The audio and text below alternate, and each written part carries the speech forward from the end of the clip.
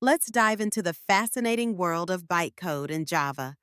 Imagine you've written a Java program. You've crafted your code with care. But how does that code actually run on different devices? This is where bytecode comes into play. When you compile your Java program, the Java compiler transforms your human-readable code into bytecode. This bytecode is a set of instructions that the Java Virtual Machine, or JVM, can understand. Think of bytecode as an intermediary language that sits between your high-level Java code and the machine code that your computer's hardware understands. Now, why is this important? The primary purpose of bytecode is to ensure platform independence. Java is designed to be write once, run anywhere. This means that you can write your code on one platform, compile it into bytecode, and run it on any device that has a JVM, regardless of the underlying operating system. Let's break this down a bit more. When you compile your Java code, the Java compiler generates a .class file containing the bytecode. This bytecode is not specific to any one machine. Instead, it's a universal set of instructions. When you run your program, the JVM interprets this bytecode and translates it into machine code that your specific device can execute. Here's a simple analogy.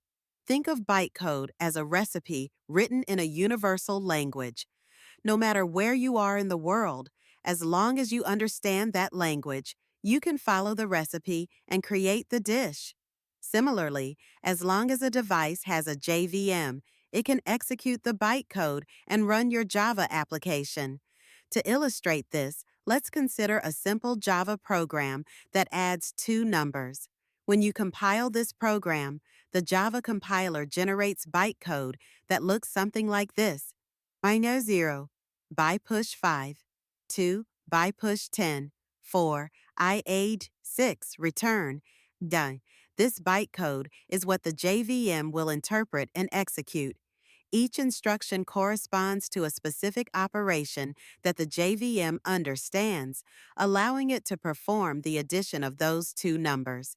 Now, let's visualize this process with a diagram. On one side, you have your Java code, which is compiled into bytecode. Then, this bytecode is fed into the JVM, which translates it into machine code for the specific hardware. This entire process allows Java applications to run seamlessly across different platforms, from Windows to Linux to macOS. In summary, bytecode is a crucial element of Java's architecture. It acts as a bridge between your high-level code and the machine-level instructions, enabling the platform independence that Java is renowned for.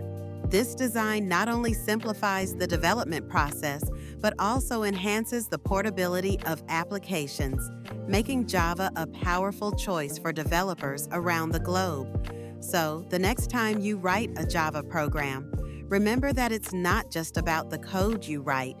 It's about how that code transforms into bytecode, allowing it to run anywhere, anytime.